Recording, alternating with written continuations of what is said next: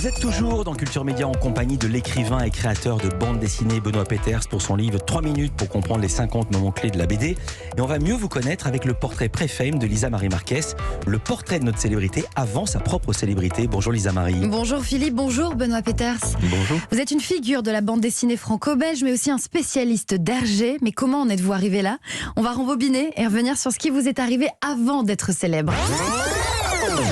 Benoît Peeters, vous êtes né à Paris avant de grandir à partir de vos 2 ans à Bruxelles où votre père est l'un des premiers fonctionnaires européens. Très vite, vous vous prenez de passion pour les bandes dessinées, les aventures de Tintin, Spirou, Lucky Luke, Boule et Bill, Gaston Lagaffe. Vos parents préféreraient vous voir avec ce qu'ils appellent des vrais livres, mais vous, ce sont les BD qui vous passionnent. Au collège, vous faites la rencontre d'un camarade qui partage cette même passion que vous. Il s'appelle François et il rêve de devenir auteur de BD. Et c'est François Schuiten? Et c'est François Schuiten, on avait Déjà 12 ans, on a fait un petit journal ensemble. Parce qu'il faut dire, vous avez publié 15 albums ensemble. On en reparlera. Lisa Et Marie. oui, Mais parlez pas du quand on jeu. avait 12 ans. Hein. Non, on avait tous compris. Vous montez donc un journal ensemble que vous baptisez Go. Un de vos premiers textes s'intitule Vision d'avenir et ça dit: dans 20 ou 30 ans peut-être, Go aura pris beaucoup d'importance. Il aura déjà englobé Tintin, Spirou, Pilote, Mickey.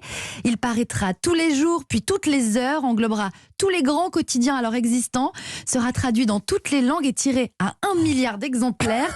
Puis les journaux ne suffiront plus à Go. Il n'y aura plus que Go sur Terre, voiture Go, fusée Go.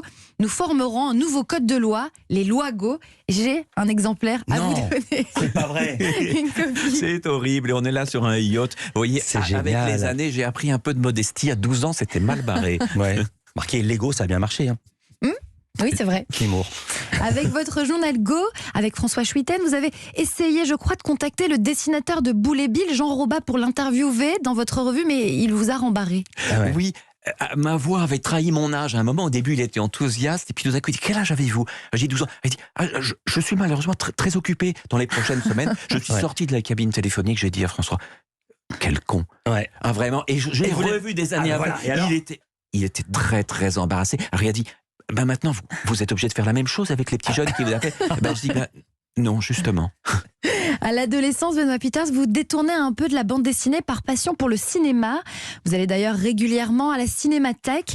Et un film va beaucoup compter, c'est La Jetée, un court-métrage de science-fiction de Chris Marker assez expérimental qui mélange des photographies au cinéma.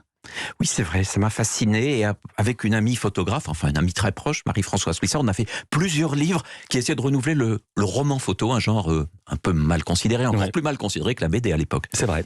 Outre votre passion pour le cinéma, vous devenez aussi un adepte des canulars téléphoniques. Ça vous amuse savez des beaucoup. choses. Et c'est tout. Vous faites d'ailleurs un canular téléphonique à Georgette Magritte, la veuve de René. Vous vous faites passer pour un ami américain. Non. Racontez-nous.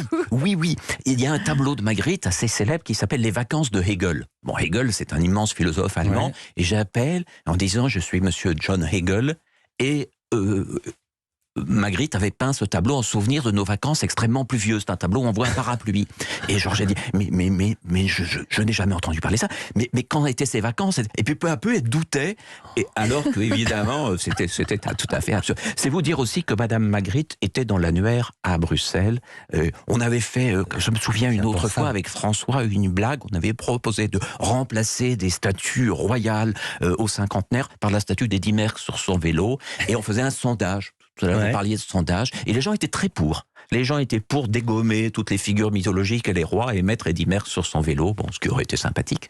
Benoît Peeters, pour vos études, vous regagnez Paris pour faire Hippocagne, puis vous étudiez la philosophie avant de préparer le diplôme de l'école pratique des hautes études sous la direction de Roland Barthes. Et pour votre travail de fin d'études, vous réalisez votre mémoire sur Les Bijoux de la Castafiore, le 21e album de la série Tintin. Et c'est le premier des nombreux travaux que vous allez consacrer à Hergé. Ce travail vous imprègne beaucoup.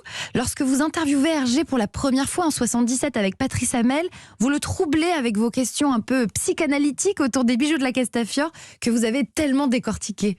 Oui, et il disait, mais c'est à vous de répondre à ces questions. Ce sera à vous de comprendre pourquoi cette chose-là, disait-il en parlant de Tintin, dure depuis si longtemps et séduit dans tant de pays. Et c'est vrai que cette rencontre avec Hergé m'a énormément impressionné. Sa gentillesse, sa curiosité, sa bienveillance à l'égard des 2 étudiants qu'on était. On était arrivés en stop à Bruxelles et ça lui avait fait tellement plaisir, je crois, que 2 jeunes étudiants arrivent en stop pour l'interviewer, qui nous a gardé tout l'après-midi. Et finalement, ils n'ont pas eu tort parce que depuis, je crois être resté fidèle à son œuvre et sa mémoire. Et au fond, est-ce que vous avez compris la portée symbolique des bijoux de la Castafiore ou pas?